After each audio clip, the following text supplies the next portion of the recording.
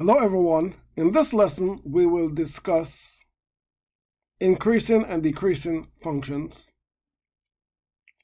and the first derivative test.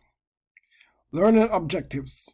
We will determine the intervals on which a function is increasing or decreasing and apply the first derivative test to find the relative extrema of a function. Look at some definitions. Definitions of increasing and decreasing functions. A function is increasing on an interval if for any two numbers x sub 1 and x sub 2 in the interval x sub 1 is less than x sub 2 implies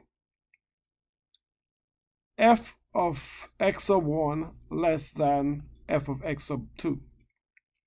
A function is decreasing on an interval if for any two numbers, x sub 1 and x sub 2 in the interval, x sub 1 less than x sub 2 implies f of x sub 1 greater than f of x sub 2. Let's look at some tests for increasing and decreasing functions. 1. If f prime of x greater than 0 for all x in some interval, then f is increasing on the interval. 2. If f prime of x less than 0 for all x in some interval, then f is decreasing on the interval. 3. If f prime of x is equal to 0 for all x in some interval, then f is constant on the interval. Let us look at some guidelines for finding intervals on which a function is increasing or decreasing. Let f be continuous on the interval ab. To find the open intervals on which f is increasing or decreasing, use the following steps. 1. Locate the critical numbers of f in AB, the open interval AB, and use these numbers to determine test intervals. 2. Determine the sign of f prime x at one test value in each of the intervals. 3. Use the test for increasing or decreasing functions above to determine whether f is increasing or decreasing in each interval. Note, the guidelines are also valid if the interval A, open interval AB, is replaced by an open interval of the form negative infinity to b, comma, open interval A to infinity, or open interval negative infinity to positive infinity.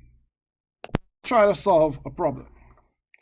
Find the open intervals on which f of x equals x cubed minus 3 over 2x squared is increasing or decreasing. Identify any critical numbers of f. Solution. So here is our function f of x is equal to x cubed minus 3 halves x squared. What we want to do is that we want to find the derivative of this function and then set the derivative equal to 0 and then solve for x to find the critical values. F prime of x will be equal to 3x squared minus 3x. That is by the power rule.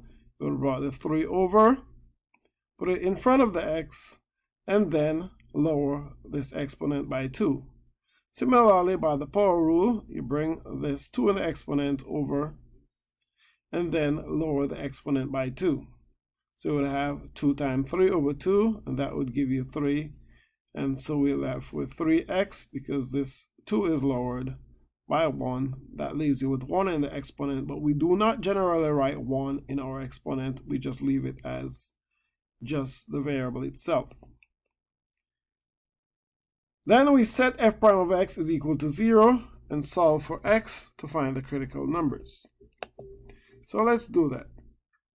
The critical numbers, we set 3x squared minus 3x is equal to 0. We can factor out a 3x from both sides of this expression. So we have 3x parentheses x minus 1 equals 0. Then taking the products of both of the factors equal to 0 separately, If 3x is equal to 0, then x will be equal to 0. And if x minus 1 is equal to 0, then x will be equal to 1. So x equals 0 and x equals 1. They are our critical numbers. What do we do with this? We use the critical numbers to separate our number line into intervals. So there will be an interval from negative infinity to 0, an interval from 0 to 1, and an interval from 1 to positive infinity. Now we want to try to find test points in these three intervals. Our test points, we can choose any test point here between negative infinity and 0. So we choose negative 1. Choosing a test point between 0 and 1, we choose 1/2. And choosing a test point between 1 and positive infinity, we choose 2. We choose critical numbers that are easy to work with, easy numbers that we can plug into our derivative function and solve.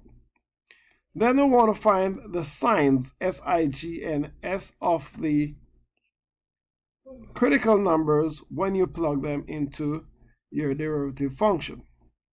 So for negative 1, what you will have, if you had 3x, 3 times negative 1, that would be a negative number. And then negative 1 minus 1, that's another negative number. So negative times a negative gives you a positive. So you have a positive sign for the numbers in this interval, negative infinity to 0. What about 1/2? If we plugged in 1/2 into our derivative function, we would have a positive sign times a negative sign, a positive sign 3 times 1/2, a negative sign 1/2 minus 1. So that would be a positive times a negative, so that gives you a negative sign. What about 2?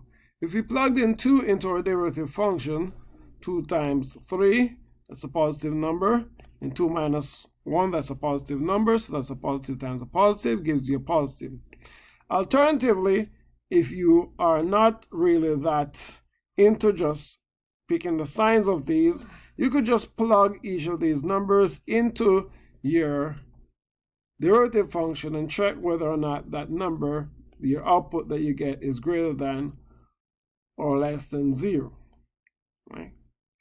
And you would end up with the same ideas, this being a positive, that's a negative, and then this being a positive. Now, let us see what is our conclusion. The conclusion that we will make about f based on the signs that you get from your derivative function would be that it is increasing on the interval negative infinity to 0 because of this plus sign. It is decreasing on the interval 0 to 1 because of this minus sign of the derivative, and it is increasing on the interval 2 to positive infinity because of this plus sign. So if the derivative is positive, that means the function is increasing. If the derivative is negative, that means the function is decreasing. And the derivative is positive here means that that part of the function is increasing, or the function is increasing on that interval. So finally, we can say f of x is equal to x cubed minus 3 over 2x squared is increasing on negative infinity to 0 and 2 to infinity, those two open intervals. It is decreasing on the open interval 0 to 1. The critical numbers are 0, 1, and 2, or x equals 0, x equals 1, and x equals 2. Let's look at another problem of a slightly different kind. Determine all the intervals where f is increasing or decreasing, where f of x is equal to x minus 4 in parentheses times e to the 2x. Okay, let's try to solve this problem. We have f of x is equal to x minus 4 in parentheses times e raised to the 2x. We want to find the derivative of this function, so we can use the product rule. F prime of x be equal to e to the 2x times the derivative of x minus 4. Derivative of x minus 4 is 1, so that's e to the 2x times 1, plus this function x minus 4 times the derivative of e to the 2x, which is e to the 2x times 2. Let us simplify this a little bit. e to the 2x times 1, that's equal to e to the 2x. X minus 4 times e to the 2x times 2 gives you 2 times e to the 2x times x minus 4. And then if we factor out e to the 2x from both sides, we have e to the 2x times 1 plus 2 times x minus 4. That's equal to e to the 2x parentheses 1 plus 2x minus 8. So that's equal to e to the 2x times 2x minus 7. Then we're going to set this equal to 0 and solve for x. The e to the 2x equals 0. And there's no solution for that. But 2x minus 7 equals 0 means that x is equal to 7 over 2 is our critical point. Let us use this critical point to break the number line into two intervals, from negative infinity to 7 over 2 and from 7 over 2 to positive infinity. Let's use two easy test points. We can always test 0 in the left part and 5 in the right parts of the interval. And then we do the signs, f prime of x, the signs for f prime of x. What we're doing is that we're plugging in these critical numbers into our derivative function, and we'll get a negative when we plug in 0. And for 5, we'll get a positive. So therefore, the conclusion about our original function is that it's decreasing on the interval negative infinity to 7 over 2, that open interval, and decreasing on 7 over 2 to positive infinity. Therefore, we can say that f of x is equal to x minus 4 times e to the 2x is increasing on the interval 7 over 2 to infinity and decreasing on the interval negative infinity to 7 over 2. The critical number is 7 over 2.